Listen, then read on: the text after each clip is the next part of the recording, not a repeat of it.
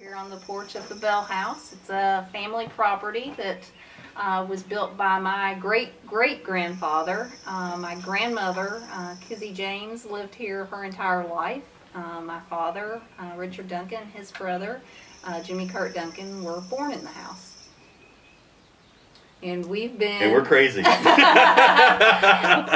watched my dad my whole life helping take care of this house, you know, his family home.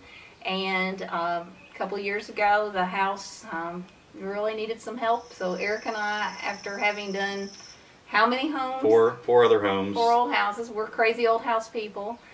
We took on this project and have enlisted our family, our kids, and extended family members to work on it. It's definitely more of a labor of love than any of our previous projects, I think, because of the family connection and everything. And, you know, we want to do right by them. And at the same time, we want it for our kids so they can enjoy it, and their kids and other generations can come out here on the farm and just really relax and get away from it all and have a good time. Yeah. We've done enough old houses. I guess our mantra is we're going to do it once, we're going to do it right. So there have been days when you're like, oh, the quick way to do it or the right way to do it. You kind of have to remember to do it the right way so that our kids won't be doing it again in 10 years. We've had a few surprises, I guess. We started off, we had to clean out the house. It took us 4 20-ton dumpsters to get everything out of the house. And some of this stuff dated back to the 1800s. I found the snake in the attic after working up there for 4 days. And cleaning. I went back up one morning to get some items I wanted to save, and the one item that I didn't want was the snake there. It was about 6 foot.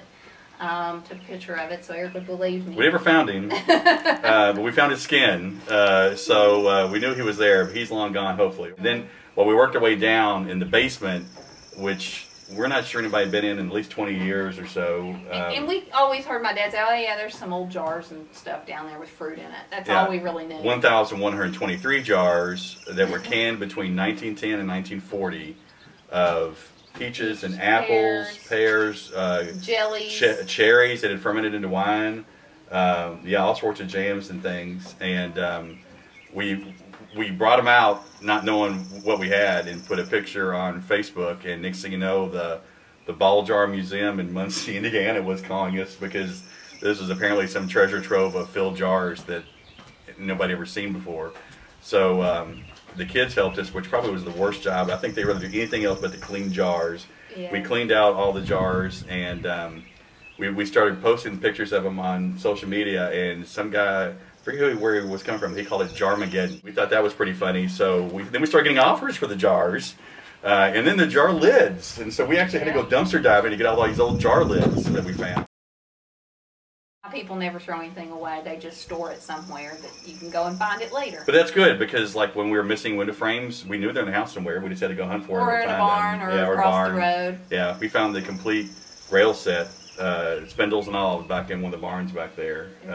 We have the original architecture plans that were in the house. Original blueprints. We've been lucky to have found some things, and even 10 plus years ago we helped my dad clean the house out when they were dividing the estate, and Eric made fun of me because I would haul boxes of what looked like junk out, and they had a knack for wrapping envelopes up with string and putting them in a box, and so I went through each one and found some family photos and architecture plans. Old love letters. Actually found a jar of keys, and 10 plus years later, that was the key that was missing to the front door.